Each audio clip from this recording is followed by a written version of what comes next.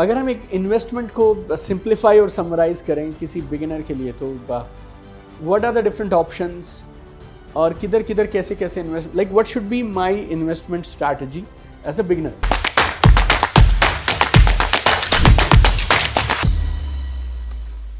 पहला जो हमारा फर्स्ट पार्ट था, आपकी एक्टिव इनकम, आपका रिस्क मैनेजमेंट, जिसमें आगे आपका मेडिकल इंश्योरेंस, आपका टर्म इंश्योरेंस, आपका इमरजेंसी फंड, ये सब आपका जब सेटल होने लग जाए, then you should start thinking कि मैंने पैसे को ग्रो कैसे करना है।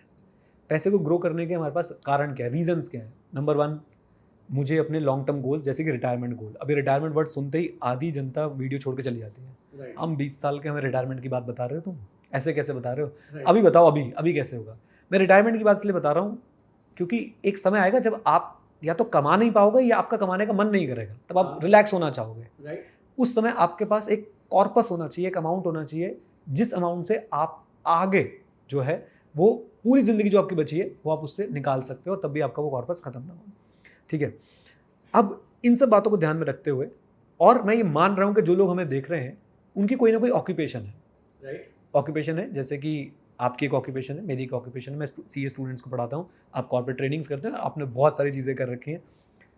हमारे पास इतना समय नहीं है कि हम सुबह 7 बजे स्टॉक मार्केट के लिए बैठ जाएं। सर सुबह 7 बजे क्यों बैठेंगे, वो तो 9 बजे खुलती है। रिसर्च तो 7 बजे से शुरू हो जाता है ना, कि क्या खरीदना है, क्या बेचना है, कैसे करना है, और फिर रात को 10 बजे तक हम उसमें लगे रहे। हमारे पास उतना समय नहीं है। Why? We have our active occupation, जिसमें हम बहुत समय लगाते हैं, और हमारा फोटे वो है, हमारी एक्सपर्टीज़ वो है। मैं मान रहा हूँ हमारा ऑडियंस सारा वही वाला है, जो कुछ ना कुछ कर रहा है, कुछ अपने लिए कोई काम कर रहा है, चाहे कोई डॉक्टर है, इंजीनियर है, चार्टर्ड अकाउंटेंट है, XYZ। अब ऐसे लोगों के पास एक चीज़ की कमी है, वो है time for research, time for analysis, time for, जिसे हम बोलते हैं फंडामेंटल एनालिसिस। इनके लिए मैं तो बोलता हूँ कि भगवान का भेजा हुआ एक टूल है जिसे हम लोग इग्नोर कर देते हैं। मैं रीज़न बताऊंगा क्यों इग्नोर कर देते हैं। वो है म्यूचुअल फंड्स। म्यूचुअल फंड से सिंप्लीफाइड तरीका वेल्थ क्रिएशन का मुझे नहीं लगता आज की डेट में एग्जिस्ट करता है, एक लेमैन के लिए, एक रिटेल इन्वेस्टर के लिए। राइट। अब आपका सवाल ये आना चाहिए, जब इतना सिंपल है तो लोग अवॉइड क्यों करते हैं? राइट, और चुने भी कैसे फिर? हाँ, मैं उसमें भी आऊँगा। पहला मैं अवॉइड क्यों करता हूँ, और दूसरा मतलब मैं मान भी गया, तो फिर मैं कैसे डिसाइड करूँ? तो अवॉइड क्यों करते हैं हम लोग? Ego is the enemy. मैं कल एक वीडियो शूट पे गया हुआ था, हम कुछ ऐड शूट कर रहे थे। मैं म्यूचुअल फंड का एक कोर्स डेवलप कर रहा हूँ, उसी के ऊपर हम ऐड शूट कर रहे थे। तो जो लोग ऐड शूट कर रहे थे, मैंने उनसे भी बात करी, क्योंकि मैं इतना बोल रहा हूँ म्यूचुअल फंड पे, तो मैं पूछ लेता हूँ सामने वाले से, हाँ भाई तुमने इन्वेस्टमेंट कर रखी है? तो उसमें से एक अपना पोर्टफोलियो दिखा दिया मुझे। आउट ऑफ 100 रुपीज़ लेटेस्ट से 90 रुपीज़ उसने स्टॉक्स में डाल रखे हैं, 10 रुपये म्यूचुअल फंड में डाल रखे हैं। 90 रुपीज़ स्टॉक में कैसे डाल रखे हैं? Borrowed conviction. वहाँ सुना था कि ये वाला स्टॉक ले लो, और सब लॉस में, सब लाल लाल हो रखा है उसके डीमैट अकाउंट में, जबकि अब मार्केट अपने ऑल टाइम हाई पे है। निफ्टी अपने ऑल टाइम हाई पे, लेकिन किसी का पोर्टफोलियो इस समय रेड हो रखा है भयंकर तरीके से, तो कुछ तो गलती कर रहा है वो। मैंने उससे पूछा म्यूचुअल फंड में क्यों नहीं किया? कहते हैं हमें बताया गया है कि, जो मैं आपको रीज़न बता रहा हूँ, कि म्यूचुअल फंड तो बिगिनर्स के लिए है। म्यूचुअल फंड से तो सिर्फ 12-15% पर एनम कमा सकते हो। अगर ज़्यादा पैसा बनाना है तो डायरेक्ट स्टॉक में लगाओ। ईगो, हम घूम के वहीं पे आ गए। ईगो हमारी इतनी बड़ी होती है कि हम मार्केट को बीट करके दिखाएंगे, कि मार्केट के रिटर्न से ज़्यादा रिटर्न कमा के दिखाएंगे। बिल्कुल सही बात। और हर किसी को लगता है, पता नहीं क्यों है, नीरज की वजह से ना, मेरे से पहले जो आए थे ना, वो सब बेवकूफ़ थे। अब मैं खेल करके दिखाऊंगा, और वो खेल हो जाता है उनके साथ। राइट। अब पता है क्या है, और एक बात और भी बताता हूँ, शायद आप 10,000 रुपये के कैपिटल पे खेल कर भी लो, लेकिन जब आपका कैपिटल 1 लाख होगा, 10 लाख होगा, 1 करोड़ होगा, तब आप खेल नहीं कर पाओगे। क्योंकि जितना बड़ा कैपिटल होता जाता है ना, आपको उतना ही संभल के चलना है। जितनी स्पीड से वो बना, उतनी स्पीड से वो गिरेगा भी। बिल्कुल सही बात। और मुझे तो ऐसा लगता है कि investing is not about returns, it's about managing the risk, minimising the risk. तो ये चीज़ हमें बहुत अच्छे से समझनी है कि म्यूचुअल फंड्स आपके लिए बहुत बहुत एनॉर्मस वेल्थ क्रिएट कर सकते हैं। एक बार किसी ने अगेन ट्विटर पे लिख दिया कि मुझे एक बंदा दिखा दो जिसने म्यूचुअल फंड से जो है XYZ अमाउंट कमाया हो। मैंने नीचे कमेंट कर दिया, आ जाओ मेरे पास। उसने ट्वीट डिलीट कर दिया। क्योंकि ये ना क्या, ये वही लोग होते हैं जो आपको बरगलाते हैं कि नहीं सिर्फ डायरेक्ट स्टॉक से पैसे बन सकते हैं, इंडिविजुअल स्टॉक में इन्वेस्ट करो, ये करो। मैं इतना रिसर्च पढ़ता हूँ, एक कॉमन मैन ना उस रिसर्च को पढ़ के ना वो यही हाथ खड़े कर देगा, मेरी बस की नहीं है। ये बहुत, जिसे बोलते हैं ना, मोर एनालिसिस लीड्स टू पैरालिसिस, वो सिचुएशन बन जाती है। म्यूचुअल फंड में इतना आपको रिसर्च करने की जरूरत नहीं है। 6-7 बेसिक पैरामीटर्स हैं, एक लेमैन समझ सकता है, और नहीं भी समझ आता है तो आपके पास रजिस्टर्ड इन्वेस्टमेंट एडवाइजर्स होते हैं एक तो हम बहुत ज़्यादा ना इसमें बहुत दिक्कत में है, हम वो ईगो जो आप बता रहे हो ना कि मैं करके दिखाऊंगा बाकी सब बेकार थे। मैं अगर किसी को बोलूँ ना कि यार इन्वेस्टमेंट एडवाइज़र के पास चला जा, वो नहीं जाएगा, ईगो कि वो मुझे क्या बताएगा, मेरे को पता है सब कुछ। तो मैं तो कहता हूँ फिर जब दिल में कभी दर्द हो तो भाई खुद ही चीरा लगा के ऑपरेशन कर लेना। मैं थोड़ा देसी वर्ड बोल रहा हूँ, बिल्कुल सही। डॉक्टर के पास क्यों जाते हो? हाँ, क्यों जाते हो, तो वो खुद ही कर लेना। लेकिन ये समझ ही नहीं है, लोग आगे समझते नहीं कि पैसा भी एक प्रोफेशनल मैनेजमेंट के अंडर रहे तो अच्छा रहता है। और म्यूचुअल फंड आपको पावर देते हैं। अब आपको मैं एक ऑप्शन देता हूँ, ठीक है, यहाँ पे हमारे सामने 3 लोग बैठे, right, mister A, mister B, mister C, right. A मान लेते हैं 22 साल का लड़का है, बी जो है एक 52 ईयर ओल्ड व्यक्ति, चलो सी के बारे में बाद में बात करेंगे, पहले और ए और बी के बारे में बात करते हैं। ए 22 साल का लड़का, एकदम नया ब्लड, एकदम यंग ब्लड, और मैं इन्वेस्ट कर दूंगा, मैं कर दूंगा, ये कर दूंगा, ऑल दो अभी उनकी खुद की इन्वेस्टमेंट जीरो है। इधर आपके सामने 52 साल के एक व्यक्ति बैठे जो 30 साल से सिर्फ एक ही काम करते हैं, वो इन्वेस्ट करते हैं स्टॉक मार्केट में। उनका एक ट्रैक रिकॉर्ड है कि पिछले 30 साल में उनका CAGR 17%, 18% के आसपास चल रहा है। और AUM, एसेट अंडर मैनेजमेंट जिसको बोलते हैं ना, वो है इनके पास 52,000 करोड़ रुपए का, 52,000 करोड़ के एसेट्स मैनेज करते हैं, और ये 52,000 रुपये का मैनेज कर रहे हैं लेटेस्ट से। इनके पास एक टीम है, रिसोर्सेज हैं, टाइम है, एक्सेस है चीज़ों का कि एक क्लिक पे पूरा चार्ट बना के देख सकते हैं भाई, पूरा इनके पास सारे डेटा पॉइंट्स आ सकते हैं। आपके पास पैसे इन्वेस्ट करने के लिए आप किसको देंगे? ए को जो 22 साल का लड़का है, बी को जो 52 साल के है, बी को वो म्यूचुअल फंड मैनेजर है, राइट। और लोगों को ये बात समझ ही नहीं आती है। वो हमने हर किसी के प्रति इतनी नेगेटिव फीलिंग जगा दी है। हम म्यूचुअल फंड मैनेजर को भी चोर बोलते हैं, हम म्यूचुअल फंड डिस्ट्रीब्यूटर को भी चोर बोलते हैं। हमने एक हैबिट बना ली है। हाँ। हमने हर किसी को एक चोर वाले नजरिए से देखने की हैबिट बना ली है। और मजे की बात देखो, जो असली चोर हैं उनको हम चोर नहीं बोल रहे हैं। जो आपको पागल बना रहे हैं कि मैं ट्रेडिंग में इतना कमा लेता हूँ, जो झूठ बोल रहे हैं, जो सच बोल रहे हैं यार वेरी गुड, जो झूठ बोल रहे हैं, जो पकड़े भी गए अभी, सोचो उनको लोगों ने करोड़ों की फीस दी है, और जो बेचारा शांति से अपना म्यूचुअल फंड चला रहा है, वो मेहनत कर रहा है, अपनी पूरी एसेट मैनेजमेंट कंपनी चला रहा है, उसको आपने चोर बोल दिया। तो ये ईगो है आपकी जो आपको म्यूचुअल फंड्स में इन्वेस्ट करने से रोकती है, जो कि सबसे सिंप्लीफाइड इंस्ट्रूमेंट है, सबसे आसान तरीका है एनॉर्मस वेल्थ क्रिएट करने का। मैं अपने को कॉन्ट्राडिक्ट कर रहा हूँ, घर बैठे बैठे पैसा कमाने का, लेकिन तभी जब आपके पास एक्टिव इनकम है, राइट। तो अगर आपके पास एक्टिव इनकम है, आपके पास एक्सेस फंड है, please select 5 to 6 good mutual fund. Again ये सिलेक्शन बहुत ज़्यादा डिपेंड करता है पर्सनल चीज़ों पे। पर्सनल चीज़ें जैसे कि आपका ऑब्जेक्टिव क्या है, आपकी रिस्क एपेटाइट क्या है, आप कितने समय के लिए मार्केट में आए हुए हैं, आपके डिफरेंट गोल्स के लिए डिफरेंट म्यूचुअल फंड होने वाले हैं, राइट। आप किस तरह की वेल्थ क्रिएशन के बारे में सोच रहे हैं, आप क्या एक्सपेक्टेशन रखते हो अपनी वेल्थ से, किस रेट से वो ग्रो करे। इन सारे फैक्टर्स पे आपका म्यूचुअल फंड सिलेक्शन डिपेंड करता है। ये तो हो गए नॉन टेक्निकल पर्सनल फैक्टर्स। फिर टेक्निकल फैक्टर्स भी ऑब्वियसली कुछ रेशियोज वगैरह चेक करने हैं, पोर्टफोलियो टर्नओवर रेशियो होता है, म्यूचुअल फंड की रोलिंग रिटर्न्स होते हैं, बहुत टेक्निकल हो जाएगा अभी के लिए, राइट। बट डेफिनेटली वो आपको टेक्निकल फैक्टर्स भी चेक करने। मुझे ऐसा लगता है, my personal experience, 5 to 6 good mutual fund schemes and you are sorted for your life. And for beginners जो बिल्कुल अभी शुरुआत कर रहे हैं, उनसे मैं एक बात बोलना चाहता हूँ। मैंने 2019 में शायद एक वीडियो डाला था, 2018-19 में एक वीडियो डाला था, अपलोड किया था यूट्यूब पे, इंडेक्स फंड के बारे में। उसमें कुछ 1 मिलियन 2 मिलियन व्यूज़ है। मेरी पर्सनल हैबिट है कि अगर मैं गुड़ बहुत खाता हूँ तो मैं आपको चीनी छोड़ने के लिए नहीं बोलूँगा, राइट। मतलब अगर मैं खुद नहीं कुछ कर रहा हूँ तो मैं आपको वो सजेशन नहीं दे सकता हूँ, राइट। मैंने खुद पहले इंडेक्स फंड में, जो जिस बात पे मैं आ रहा हूँ, मैंने खुद इंडेक्स फंड में इन्वेस्ट किया, मैंने लोगों को मोटिवेट किया, सिखाया इंडेक्स फंड क्या है, मैंने खुद किसी से सीखा, मैंने आगे उस चीज़ को सिखाया, और आज मेरे इंडेक्स फंड में अच्छा खासा अमाउंट इन्वेस्टेड है और ज़बरदस्त रिटर्न निकल रहा है। मैं क्यों बोल रहा हूँ, क्योंकि इंडेक्स फंड से ज़्यादा सिंप्लीफाइड म्यूचुअल फंड आपको मिलेगा नहीं। अगर बोले तो मैं थोड़ा सा वो भी समझाना चाहूँगा। So what is index fund, what is index? मैं इंडेक्स से शुरू करता हूँ। What is index? इंडेक्स एक मैकेनिज्म है चेंज को मेजर करने का। वो कहीं पे भी हो सकता है इंडेक्स। जैसे हम लोग इन्फ्लेशन को मेजर करते हैं तो इन्फ्लेशन को मेजर करने वाला इन्फ्लेशन इंडेक्स हो गया। ऐसे स्टॉक मार्केट के चेंज को मेजर करने के लिए भी इंडेक्स बनाया हुआ है।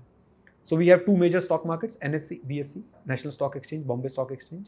नेशनल स्टॉक एक्सचेंज का जो हमारा इंडेक्स है उसे हम बोलते हैं Nifty 50, top 50 companies according to the market cap. What is market cap? Very simple, जितने भी एक कंपनी के शेयर्स होते हैं उन्हें मार्केट वैल्यू से मल्टीप्लाई कर दो।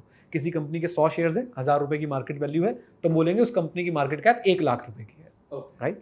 तो टॉप 50 कंपनी चुनी जाती है और उसे हम निफ्टी 50 इंडेक्स में डाल देते हैं।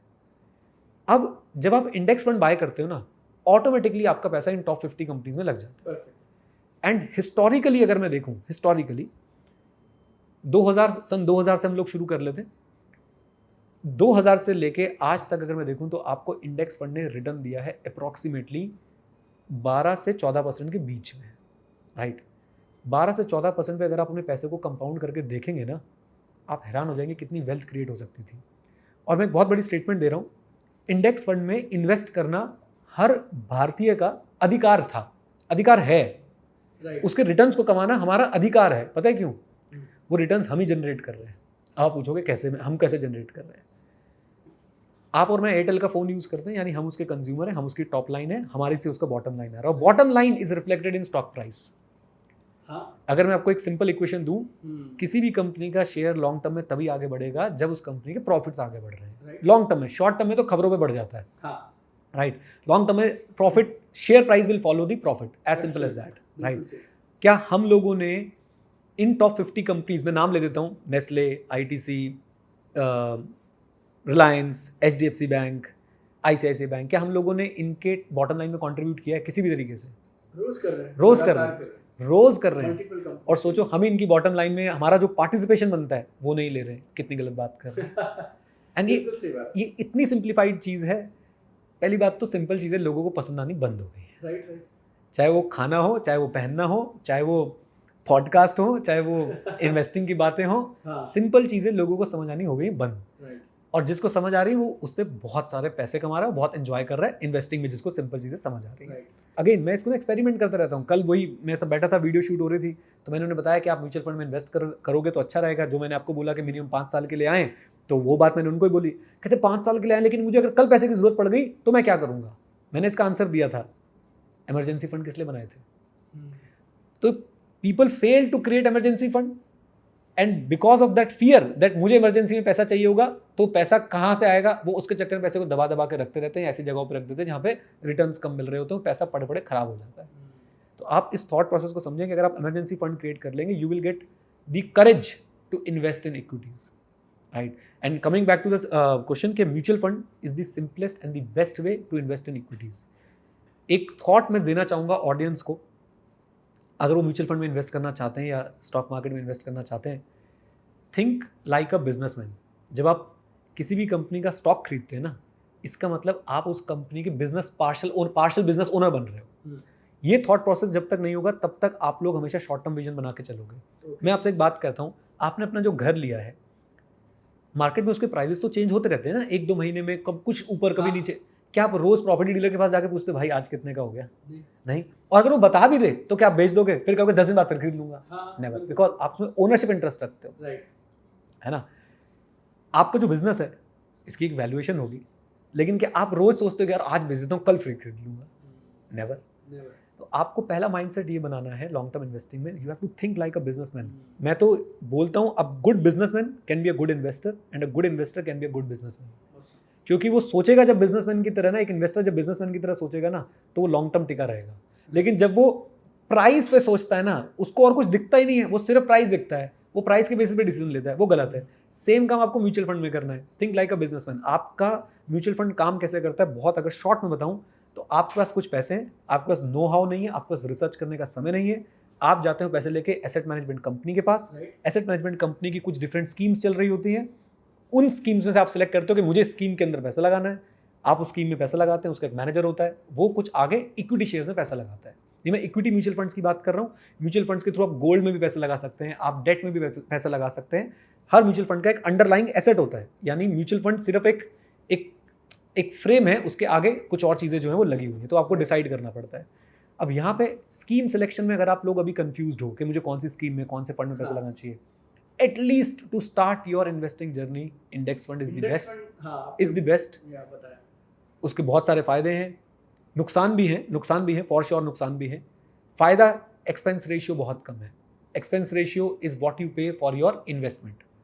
जनरली स्पीकिंग आप देखेंगे तो 0.5% से लेके 2% के बीच में आपको एक्सपेंस रेशियो दिख जाएगा म्यूचुअल फंड्स के अंदर। यानी आपकी जो भी, आप देसी भाषा में समझे, 10,000 रुपये अगर आप इन्वेस्ट करें तो 10,000 का 0.5 से लेके 2% आपसे वो एसेट मैनेजमेंट कंपनी हर ईयर लेगी कि हम आपका पैसा मैनेज कर रहे हैं, उसके लिए पैसे चाहिए हमें, राइट। अगेन प्लीज़ उनको चोर ना समझें, वो आपका पैसा भी तो मैनेज कर रहे हैं। ये चोर वाली साइकोलॉजी निकालिए आप, राइट। इंडेक्स फंड में this is as low as 0.2%। Oh, right, not even 0.5. Yes, Okay. 0.2। और जो नई AMCs आ रही हैं अभी रिसेंटली, बहुत सारी नई AMCs आ रही हैं, नई एसेट मैनेजमेंट कंपनीज आ रही हैं, वहाँ पे तो आपको 0.1 0.15% ऐसा भी मिल जाएगा, ओके. राइट। एक्सपेंस रेशियो एक एडवांटेज है। नो अंडरस्टैंडिंग एज सच, कोई ज़्यादा अंडरस्टैंडिंग आपको रिक्वायर्ड नहीं है, ये एक एडवांटेज है, राइट। बहुत ज़्यादा चर्निंग नहीं होती है। What is churning? एक एक्टिव फंड मैनेजर क्या करता है, अच्छा यार ये स्टॉक नहीं चल रहा है, इसको बेचता हूँ, दूसरा खरीदता हूँ। वो अच्छी बात भी है, बुरी बात भी है। अगर डिसीजन सही बैठ गए तो अच्छी बात है, हाँ, नहीं बैठे तो बुरी बात है। बिल्कुल सही लेकिन बात इंडेक्स में ज़्यादा चर्निंग नहीं होती है। Right. इंडेक्स में जब इंडेक्स में कोई नया शेयर आएगा, उन टॉप 50 में कोई नया शेयर आएगा तो चुपचाप वो खरीद लिया जाएगा, जो कि उससे बाहर जाएगा उसको बेच दिया जाएगा। एक चीज़ और भी है कि इंडेक्स, जब भी आप स्टॉक मार्केट में म्यूचुअल फंड में इन्वेस्ट करते हैं, दो तरह के रिस्क होते हैं अपने पास। Right. एक होता है मार्केट रिस्क, एक होता है fund manager risk. Okay. Market risk is, जैसे कोविड में मार्केट नीचे गिर गई, कोई भी हो हल्ला होगा पूरी दुनिया में तो मार्केट पे उसका इंपैक्ट आएगा, दैट इज मार्केट रिस्क। आपने स्टेटमेंट भी सुनी होगी, mutual fund are subject to market risk, please read the offer document carefully before investing. तो ये तो हो गया मार्केट रिस्क, अनकंट्रोलेबल है ये अनकंट्रोलेबल है, यस। एक आपका हो गया फंड मैनेजर रिस्क। राइट. आप अगर इंडेक्स में पैसा लगा रहे हो ना, तो आप सिर्फ मार्केट रिस्क से प्ले कर रहे हो, आप फंड मैनेजर रिस्क से प्ले नहीं कर रहे हो, क्योंकि उसमें फंड मैनेजर की इन्वॉल्वमेंट मिनिमल है। वो आपसे पैसा लेगा, चुपचाप उन टॉप 50 कंपनीज के अंदर पैसा लगा देगा। लेकिन जब आप एक्टिव फंड में पैसा लगा रहे हो तो you have to risk, market risk and fund manager risk, right. तो वहाँ पे आपको फंड मैनेजर के बारे में भी बहुत जानकारी लेनी पड़ती है एक्टिव फंड में। और मैं फिर बोलता हूँ, अगर आप एक्टिव फंड अभी सेलेक्ट नहीं कर पा रहे, no problem, start with index fund, gradually learn about mutual funds and then start investing in active fund. Don't fight with each other, मेरा एक्टिव अच्छा है, मेरा पैसिव अच्छा है, इससे किसी को कुछ नहीं मिलने वाला। मैंने एक्टिव में भी इन्वेस्ट किया, पैसिव में भी इन्वेस्ट किया, दोनों से कमाया है। वो लड़ रहे हैं, हम कमा रहे हैं, सिंपल सी बात है। बिल्कुल सही बात।